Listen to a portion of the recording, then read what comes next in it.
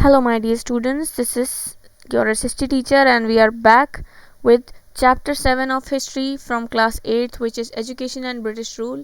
It is the lecture 2 of this chapter. So last हमने lecture 1 में Wood's Dispatch तक पढ़ा था.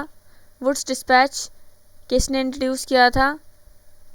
Wood's Dispatch इंट्रोड्यूस किया था. This here is the topic. Wood's Dispatch introduce किया था चार्ल्स वुड्स ने, जो कि ईस्ट इंडिया कंपनी से बिलोंग करते थे. उन्होंने वुड्स डिस्पैच इंट्रोड्यूस किया और उसमें ये मेंशन्ड था कि जो यूरोपियन वे ऑफ लर्निंग है, वेस्टर्न लर्निंग है, एजुकेशन सिस्टम है, वो कैसे ज़्यादा अप्रोप्रिएट है as compare to the oriental education system. हमने लास्ट इस टॉपिक को पढ़ा था, which is main features of Wood's dispatch. Now we are going to study about role of Christian missionaries in promoting western education. Christian missionaries का क्या role रहा है western education को प्रमोट करने में, इसके बारे में हम पढ़ेंगे. तो क्रिश्चियन मिशनरीज़ का ये मानना था कि वेस्टर्न एजुकेशन जो है, it would help remove many of the social evils prevalent in the country. हमारी कंट्री में जो सोशल ईविल्स थे, काफ़ी प्रेवलेंट थे, उनको क्रिश्चियन मिशनरीज़ का जो एजुकेशन है, वेस्टर्न एजुकेशन है, वो उन चीज़ों को हटा सकता है एंड ये हेल्प कर सकते हैं. जो वेस्टर्न एजुकेशन है, उनका ये मानना था कि वेस्टर्न एजुकेशन अगर लोगों को दी जाएगी तो लोगों को क्रिश्चियनिटी में कन्वर्ट किया जा सकता है. तो 1857 के बाद British were reluctant to support missionary activities directly. 1857 के बाद थोड़ा सा स्लो हो गए थे ब्रिटिश गवर्नमेंट मिशनरी एक्टिविटीज़ को डायरेक्टली प्रमोट करने में. उनका ये मानना था कि अगर लोकल कस्टम्स, प्रैक्टिसेस और बिलीफ्स पे एकदम से अटैक किया जाएगा तो लोगों को सस्पिशन होगा और लोग इस चीज़ में पार्टिसिपेट नहीं करेंगे. तो उन्होंने इस प्रोसेस को थोड़ा सा स्लो कर दिया. 1857 के बाद इंडिया में मिशनरीज बैंड रही 1813 तक, but they establish themselves at Danish stations in Madras and Calcutta. Madras और कलकत्ता में जो दानिश स्टेशंस थे, वहाँ पर इनके एस्टैब्लिशमेंट हुआ. 19th सेंचुरी के टाइम पर कई सारे मिशनरी स्कूल्स सेटअप हुए इंडिया में. ऑल ओवर इंडिया में 19th सेंचुरी तक कई सारे मिशनरी स्कूल्स सेटअप हो गए. Many other educational institutions were also set up by the missionaries attached to their churches at these places. वो अपने चर्चेस से अटैच्ड ये मिशनरी स्कूल्स इस्टेब्लिश करते थे ताकि जो क्रिश्चियनिटी है उसको ज़्यादा प्रमोट किया जा सके. वेस्टर्न एजुकेशन का क्या इफेक्ट रहा? तो ब्रिटिश गवर्नमेंट का सबसे मेन कॉन्सेंट्रेशन यही था on higher education institutions. Mid 19th century में उन्होंने कई सारे हायर एजुकेशन के इंस्टीट्यूशंस इस्टेब्लिश किए, सेटअप किए. They did not interfere much with the local madrasas and pathshala. जो लोकल मदरसा और पाठशाला एजुकेशन चल रही थी, उसमें उन्होंने कुछ भी इंटरफेयर नहीं करा. उन्होंने बस हायर एजुकेशन के इंस्टीट्यूट्स को इस्टेब्लिश करना स्टार्ट किया. हाउएवर 1854 में कंपनी ने वर्नाक्युलर एजुकेशन को भी टेक ओवर करने की कोशिश करी ताकि लोकल एजुकेशन में अगर कंट्रोल किया जा सकेगा तो आगे हायर एजुकेशन में भी कंट्रोल किया जा सकेगा. तो 1854 में इस चीज़ पे कंट्रोल करना स्टार्ट होने लगा. To make it more orderly and systematized they impose many rules and regulation. अब ओरिएंटल एजुकेशन को ऑर्डरली और सिस्टमाइज बनाने के लिए उन्होंने कई सारे जो रूल्स हैं वो इम्पोज करे, रूल्स रेगुलेशन बनाए गए, रूटीन्स बनाए गए और रेगुलर इंस्पेक्शंस किए जाने लगे उन इंस्टीट्यूशंस के, ताकि पता लगाया जा सके कि जो वर्क है वो प्रॉपरली टेक आउट किया जा रहा है या नहीं. बच्चे जितने भी बच्चे हैं वो इजीली उस क्लासेस को अटेंड कर पा रहे हैं या नहीं, और सारे बच्चे आ भी रहे हैं या नहीं, इस चीज़ को मॉनिटर किया जाने लगा. कुछ पाठशालाज ने तो ये रूल इजीली एक्सेप्ट कर लिया and they used to go with the flow. They started to go with the flow, whereas कुछ ऐसे पाठशाला या इंस्टीट्यूट्स थे जिन्होंने इस चीज़ को इजीली एक्सेप्ट नहीं किया. जिन्होंने एक्सेप्ट कर लिया उन्हें गवर्नमेंट सपोर्ट भी मिलने लगा in the form of government grants. They now had a regular attendance roll call. अब वहाँ पर रेगुलर अटेंडेंस होने लगी, मतलब रोल कॉल, अटेंडेंस को रोल कॉल कहा जाता है, तो रेगुलर अटेंडेंस का रोल कॉल होने लगा. बट उस केसेस में क्या होने लगा कि जो पुअर पेजेंट्स के बच्चे थे वो यूजुअली हार्वेस्टिंग सीजन में स्कूल्स नहीं आया करते थे, बट अब वो कंपलसरी हो गया. अब उनको कंपलसरीली रेगुलर बेसिस पे स्कूल अटेंड करना ज़रूरी था. It was widely accepted that inability to attend school meant that the child has no interest in learning and was taken as a mark of indiscipline. अब ये माना जाने लगा, इस रूल्स और रेगुलेशंस के तहत ये माना जाने लगा कि अगर कोई स्टूडेंट रेगुलर बेसिस पे स्कूल एजुकेशन नहीं गेन कर रहा है, स्कूल अटेंड नहीं कर सकता अगर वो रेगुलरली, तो मतलब वो स्टूडेंट का इंटरेस्ट नहीं है एजुकेशन रिसीव करने में, और इसको इनडिसिप्लिन माना जाने लगा. Access of western education was limited only to the upper middle class. Western education का एक्सेस अब अभी सिर्फ अपर मिडिल क्लासेस को ही दिया जाने लगा. Women's education was also not encourage. Women की एजुकेशन अभी भी इनकरेज नहीं की जाती थी. Teaching the English language drove the students away from their own language and culture. English language सीखने की वजह से जो स्टूडेंट्स थे वो अपने कल्चर और खुद की लैंग्वेजेस से दूर जाने लगे. There were not many primary schools and the ones that existed did not have sufficient funds. कई सारे ज़्यादा प्राइमरी स्कूल्स नहीं हुआ करते थे और जो थे उनमें कई सफिशेंट फंड्स नहीं थे. साइंटिफिक और टेक्निकल नॉलेज को भी नेग्लेक्ट किया जाने लगा, जो कि इंडियन सिस्टम में प्रेवलेंट थी, बट वेस्टर्न सिस्टम में साइंटिफिक और टेक्निकल नॉलेज को नेग्लेक्ट किया जाने लगा. Advances of western education included introduction of modern liberal ideas. अब वेस्टर्न एजुकेशन का जब एडवांसमेंट हुआ तो उससे एडवांटेजेस क्या मिले, हमें मॉडर्न लिबरल आइडियाज़ के बारे में इंट्रोडक्शन मिला, such as democracy, rationalism and nationalism. ये इसके एडवांटेज थे कि इन चीज़ों के बारे में हमें पता चला.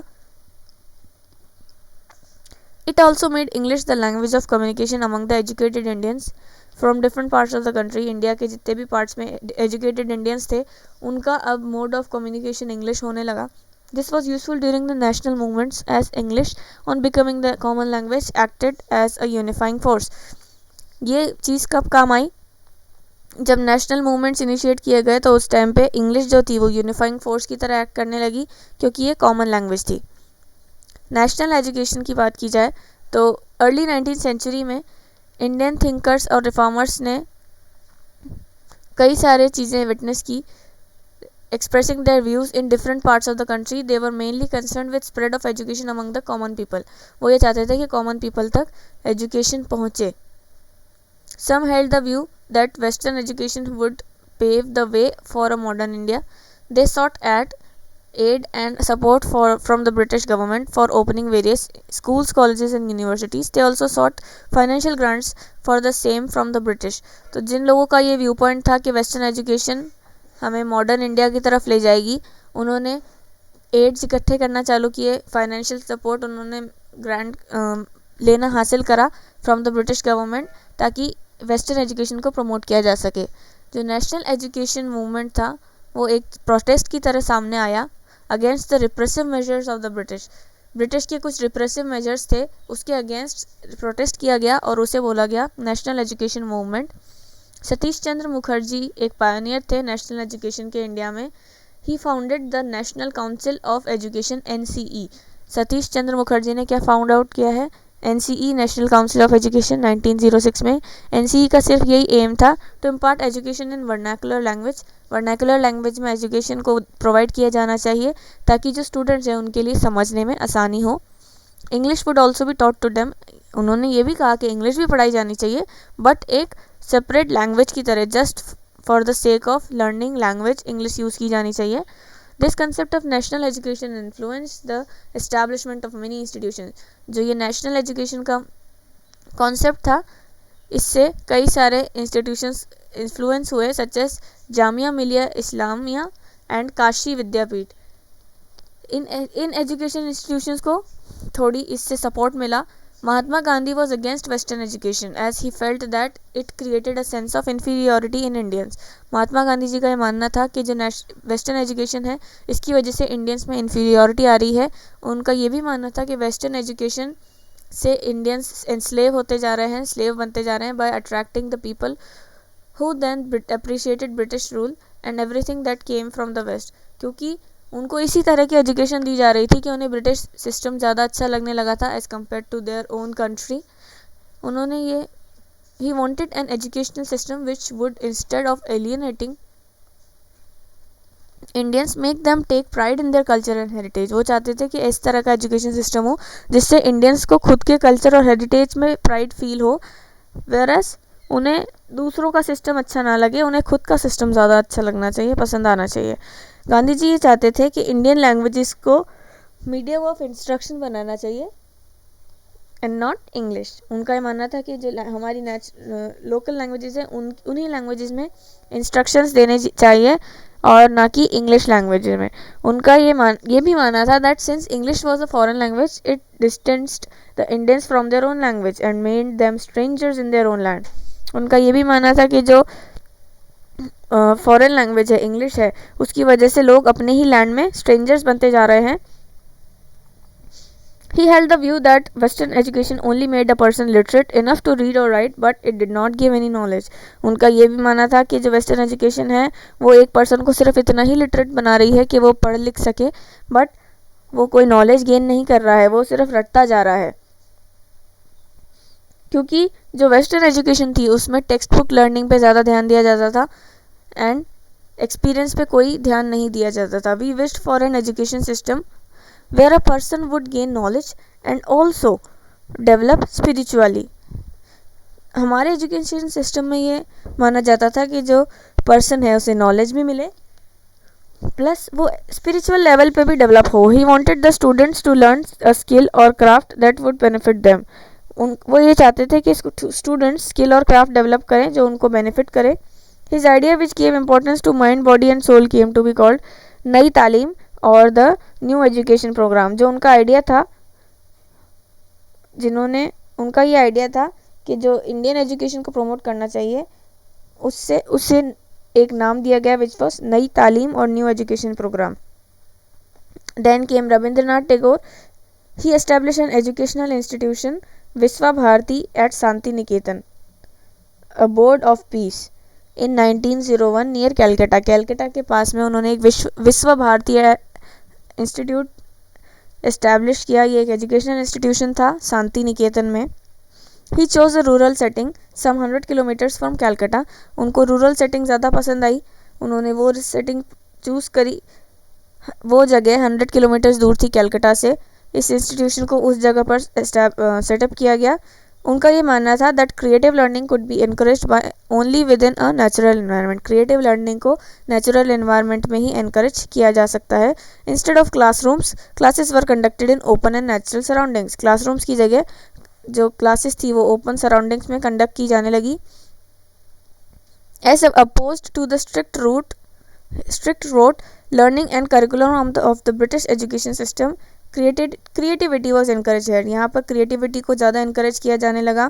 फाइन आर्ट्स, म्यूज़िक, डांस और जितनी भी एक्स्ट्रा करिकुलर एक्टिविटीज़ थी उनको इम्पोर्टेंस दी जाने लगी ताकि पर्सन का क्रिएटिव डेवलपमेंट भी हो साथ के साथ पढ़ाई के साथ। टैगोर का ये मानना था कि जो एग्जिस्टिंग सिस्टम है स्कूल्स का उसमें काफ़ी स्ट्रिक्ट और रिजिड डिसिप्लिन सिस्टम है, उसकी वजह से स्टूडेंट्स की क्रिएटिविटी ख़त्म होती जा रही है। वो ये चाहते थे कि टीचर्स इमेजिनेटिव बने ताकि वो स्टूडेंट्स को भी हेल्प करें अपनी क्यूरियोसिटी डेवलप करने में और अपनी क्रिएटिविटी डेवलप करने में। गांधी जी और रविंद्रनाथ टैगोर के कुछ व्यूज़ एजुकेशन पे सिमिलर थे, but at the same time कुछ डिफरेंसेस भी थे उनके व्यू पॉइंट्स में। जिस जगह गांधी जी चाहते थे कि highly critical system of western civilization ख़त्म हो जाए और ये जो सिस्टम है ये बहुत ज़्यादा क्रिटिकल है, टैगोर ये चाहते थे to combine the elements of modern western civilization with best of Indian tradition. उनका ये मानना था कि इंडियन ट्रेडिशन की जो बेस्ट चीज़ें हैं उसके साथ हम मॉडर्न सिविलाइजेशन को कंबाइन करें तो जो आउटपुट मिलेगा वो बहुत ज़्यादा बेनिफिशियल होगा इंडियन पीपल के लिए। उनका ये मानना था कि म्यूज़िक, डांस और फाइन आर्ट्स के साथ साइंस और टेक्नोलॉजी की टीचिंग को भी इनकरेज किया जाना चाहिए, वेरस इंडियन सिस्टम में पोएट्री और लिटरेचर को ज़्यादा एम्फेसाइज किया जाता था। ठीक है, तो ये डिफरेंसेस थे माइंडसेट में गांधी जी और रविंद्रनाथ टैगोर की। अब अलीगढ़ मुस्लिम यूनिवर्सिटी की केस स्टडी यहाँ पर प्रोवाइडेड है। तो सर सैयद अहमद खान एक सोशल रिफॉर्मर थे जिनको ये लगा कि the developing a proficiency in English language for Muslims was of great importance. उनका ये मानना था कि जो मुस्लिम्स हैं अगर वो इंग्लिश लैंग्वेज में प्रोफिशिएंसी हासिल कर लेंगे तो उनके लिए बहुत बेनिफिशियल रहेगा। तो उन्होंने अपना एम सेट कर लिया। He aimed at upliftment of his community. उन्होंने अपनी कम्युनिटी के अपलिफ्टमेंट के लिए काफ़ी वर्क्स किए। उन्होंने एक साइंटिफिक सोसाइटी एस्टैब्लिश की अलीगढ़ में 1864 में, ताकि साइंटिफिक वर्क्स को उर्दू में ट्रांसलेट किया जा सके, ताकि जो उनकी कम्युनिटी के लोग हैं वो ईजिली समझ सके जो भी उस चीज़ में मैंशनड है। 1875 में उन्होंने एक मोहम्मदन एंग्लो और ओरिएंटल कॉलेज को फाउंड किया, जिसका लेटर नाम चेंज करके रख दिया गया अलीगढ़ मुस्लिम यूनिवर्सिटी। और बहुत से बच्चे जानते भी होंगे, अगर आपको नहीं पता तो अलीगढ़ मुस्लिम यूनिवर्सिटी काफ़ी फेमस यूनिवर्सिटी है अलीगढ़ में। और ये सभी तरह की, as it is a university, हर तरह की एजुकेशन इसमें प्रोवाइड की जाती है। This institution aimed at providing an education which combined elements of Western education and Islamic values. इस इंस्टीट्यूशन में वेस्टर्न एजुकेशन और इस्लामिक वैल्यूज़ को कंबाइन किया गया। 1886 में उन्होंने all India Mohammedan educational conference को ऑर्गेनाइज किया और वो एनुअली हेल्ड की जाने लगी एट डिफरेंट प्लेसेस, ताकि एजुकेशन को प्रमोट किया जा सके in the Muslim community. Muslim community के वेलफेयर के लिए इस एजुकेशन को प्रमोट किया जा सके। Until the founding of Muslim League in 1906, it was the principal national center of the Muslims. उसके बाद 1906 में मुस्लिम लीग को फाउंड किया गया और वो प्रिंसिपल नेशनल मुस्लिम सेंटर था, सेंटर फॉर मुस्लिम्स। बड़ौदा में एजुकेशन ने बहुत इंपॉर्टेंट रोल प्ले किया है in the state policies of the rulers of the princely states इन 19th and 20th century. British educational policies princely states में applied नहीं थी, लाइक मैसूर एंड बड़ौदा, क्योंकि उन्होंने रजिस्ट कर दिया इस चीज़ के लिए। They resisted colonial intervention in the sphere of education by developing field themselves. वो ये चाहते थे कि हम अपने एजुकेशनल फील्ड खुद डेवलप करेंगे, हमें किसी का भी इंटरफेरेंस नहीं चाहिए। महाराजा सयाजी राव गायकवाड़ थर्ड, तो ये जो महाराजा थे, महाराजा सयाजी राव गायकवाड़, वो बड़ौदा के महाराजा थे। उन्होंने काफ़ी इंटरेस्ट लिया in the field of education और इन्होंने काफ़ी सारे एजुकेशनल इंस्टीट्यूट्स और एजुकेशनल सोशल रिफॉर्म्स को इंट्रोड्यूस करा। He made primary education free and compulsory at his state. देखिए, प्राइमरी एजुकेशन एक इम्पॉर्टेंट चीज़ है। अगर बच्चा बचपन से ही पढ़ना चालू कर देगा तो वो आगे जाके इंटरेस्ट भी लेगा एजुकेशन रिसीव करने में। तो इसी बात को मद्देनज़र रखते हुए, इसी बात को ध्यान में रखते हुए उन्होंने अपने स्टेट में प्राइमरी एजुकेशन को सबसे पहले तो फ्री ऑफ कॉस्ट करा, सेकेंडली उसको कंपलसरी कर दिया हर स्टूडेंट के लिए। हर बच्चे को प्राइमरी एजुकेशन लेना कंपलसरी कर दिया गया। उन्होंने कई सारे स्कूल्स बनाए इस चीज़ के लिए और कई स्टेप्स भी लिए to establish a university in Baroda and provided personal and state funds. तो उन्होंने बड़ौदा में यूनिवर्सिटी इस्टेब्लिश की और उसमें उसको पर्सनल और स्टेट फंड्स भी, खुद ने भी फंड्स दिए और स्टेट गवर्नमेंट से भी फंड्स दिलवाए।